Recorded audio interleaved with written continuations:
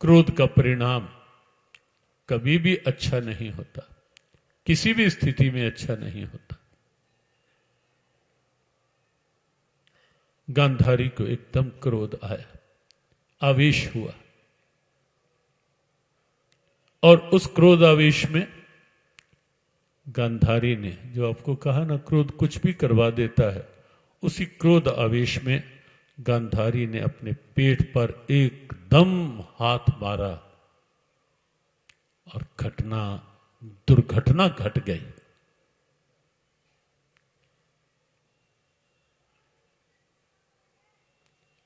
पश्चात पछताई। और बस हमें संकेत केवल इतना इसमें करना है कि जन्म से पूर्व, वो तो फिर महर्षि व्यास आए, पूर्व कथा बताई, उस पिंड को 100 भागों में रखा, 100 कौरवों की उत्पत्ति हुई, लेकिन उसके मूल में क्या था? गांधारी का उस समय का आवेश, सारी वृत्तियां वो सारी की सारी कौरवों में भर गई। और पांडव, कुंती धर्मराज का ध्यान करती है, युधिष्ठिर का जन्म होता है। देवी संपदा, पांडव भगवद गीता की देवी संपदा, कौरव भगवद गीता की आसुरी संपदा। श्री गीता जी का आप 16वां अध्याय देखना, कभी इस आशय से पढ़ना कि देवताओं के लक्षण क्या होते हैं, और उसके बाद देखना कि आसुरी वृत्तियां क्या होती हैं, आसुरी संपदा क्या होती है, और उसमें उसे एक दर्पण मानकर स्वयं को निहारना, क्योंकि हमें केवल गीता को पढ़ना नहीं है। श्री कृष्ण कृपा जियो गीता परिवार इस रूप में प्रस्तुत हो, हमें पाठ करना है, लेकिन जियो गीता का तो जो आह्वान है, जियो गीता, गीता के साथ जियो, गीता के अनुसार जियो। और इसीलिए ये प्रार्थना बार बार की जाती है, श्री कृष्ण कृपा कर दो ऐसी, गीता में जीवन हो जाए। श्री कृष्ण कृपा कर दो ऐसी, गीता में जीवन बने हो जाए। श्री कृष्ण कृपा कर दो ऐसी, गीता में जीवन हो जाए। श्री कृष्ण कृपा कर दो ऐसी, गीता में जीवन हो जाए।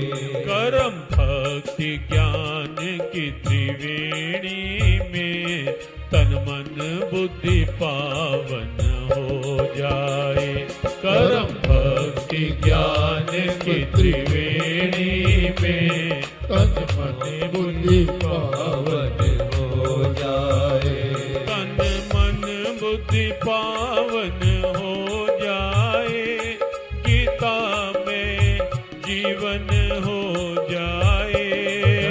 तन मन बुद्धि पावन हो जाए, गीता में जीवन हो जाए।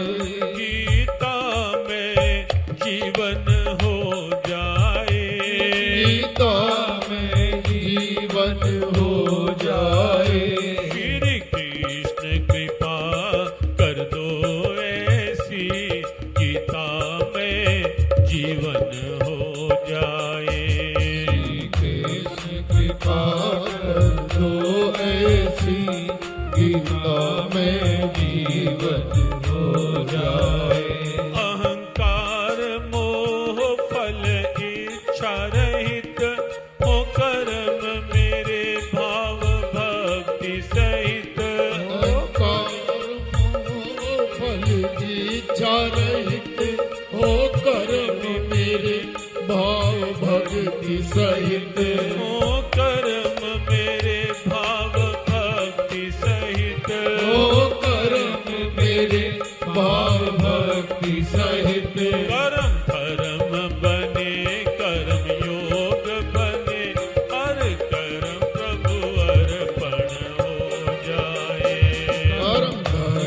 बने, गीता का कर्म योग, कर्म धर्म कर्म योग अर्पण हो जाए। कर्म धर्म बने, कर्म योग बने, हर कर्म प्रभु अर्पण हो जाए। कर्म बने, कर्म योग बने, हर कर्म प्रभु अर्पण हो जाए। श्री कृष्ण कृपा कर दो ऐसी, गीता में जीवन हो जाए। श्री कृष्ण कृपा कर दो ऐसी, गीता में जीवन हो जाए। तन से हो भले व्यवहार सभी, मन उलझे ना कहीं इनमें कभी। तन से हो भले व्यवहार सभी, मन भक्ति योग की शुरुआत। इनमें कभी। तन से हो भले व्यवहार सभी, मन उलझे ना कहीं इनमें कभी। तन से हो भले व्यवहार सभी, मन उलझे ना कहीं इनमें कभी। क्योंकि गीता का कर्म योग तन से होने वाले कर्मों को सही दिशा देने के लिए है, और गीता का भक्ति योग मन की शांति के लिए, मन की स्थिरता के लिए, मन की मजबूती के लिए, मन के भीतर ऊर्जा ओज जगाने के लिए, मन में दैवी संपदा भरने के लिए है गीता का भक्ति योग। और उसका सार क्या है?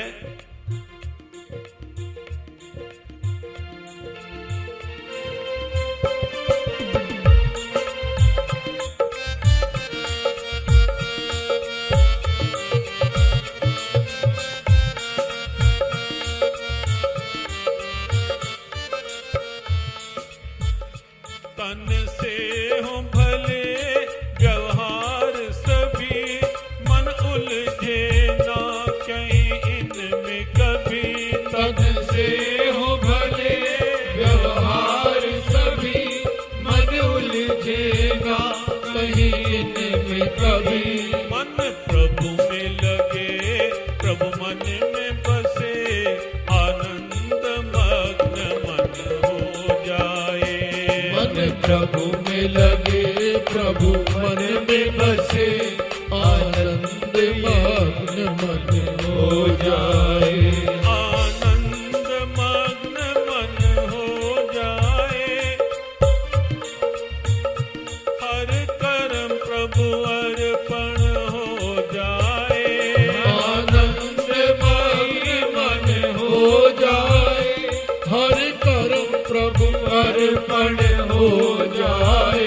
श्री कृष्ण कृपा कर दो ऐसी, गीता में जीवन हो जाए। श्री कृष्ण कृपा कर दो ऐसी, गीता में जीवन हो जाए। जियो गीता की है पुकार यही, शांति सद्भाव का सार यही। गीता की है पुकार यही, शांति सद्भाव का सार यही। गीता तन मन, गीता जीवन, गीता में कण कण हो जाए। गीता तन मन, गीता जीवन, गीता में कण कण हो जाए। गीता तन मन, गीता जीवन, गीता में कण कण हो जाए। गीता तन मन, गीता जीवन, गीता में कण कण हो जाए। गीता में कण कण हो जाए। गीता में कण कण हो जाए। गीता में जीवन हो जाए। गीता में